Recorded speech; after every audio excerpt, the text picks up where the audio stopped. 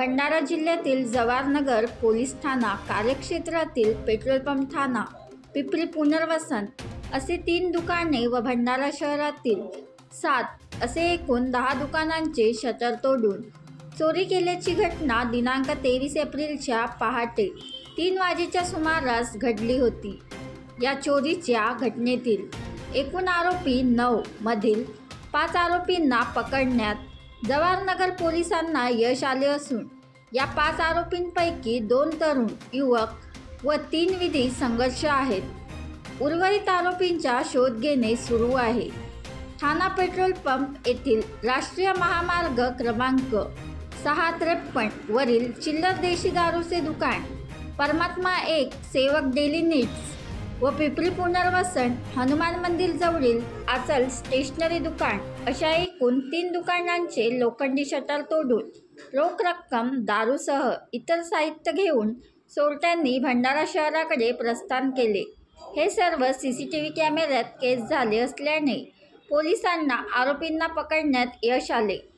हे 5ही आरोपी नागपूर शहरातील रहिवासी आहेत। या 5 आरोपींपैकी आशुतोष उर्फ लक्की उर्फ नकट्या शंकर रेवारे वय 19 राहणार अमरनगर, मनीष मुकेश चौधरी वय 20 वर्ष राहणार कौशल्यानगर असे असून यातील 3 आरोपी विधी संघर्ष आहेत। 9 चोरट्या आरोपींपैकी 5 आरोपी सापडले व उर्वरित 4 आरोपींचा शोध सुरू असून 3 आरोपींना पोलीस कस्टडी रिमांडकरिता भंडारा न्यायालयात सादर करण्यात आले आहे। पुढील तपास पोलीस ठाणे जवाहरनगर येथील ठाणेदार सुधीर बोरकुटे यांच्या मार्गदर्शनात पोलीस हवालदार महेश कदव, पोलीस शिपाई संदीप बबावले करीत आहेत।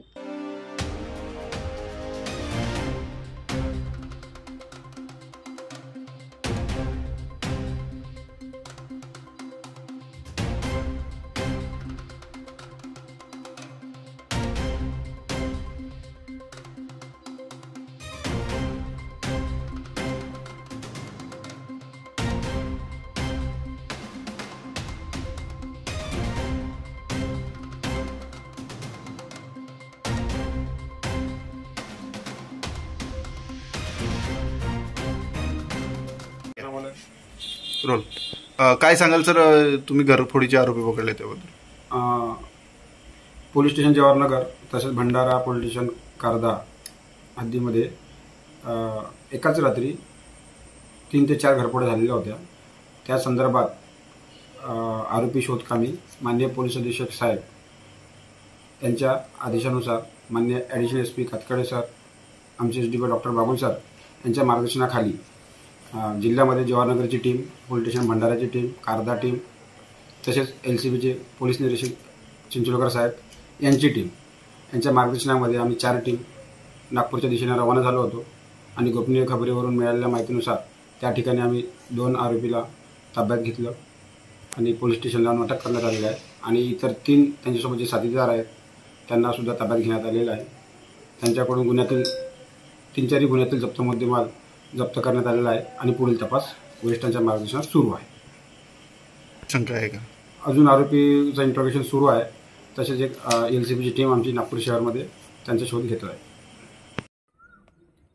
बनवा व्हिडिओ, पाठवा व्हिडिओ, आम्ही तुमच्या न्याय व हक्कासाठी लढा देऊ। ताज्या बातम्या व घडामोडींसाठी पाहत राहा फक्त महाराष्ट्र लाईव्ह न्यूज। आजच आमच्या चॅनलला सबस्क्राईब करा, शेअर करा, कमेंट करा आणि हो, बेल आयकॉन दबायला विसरू नका। जय महाराष्ट्र।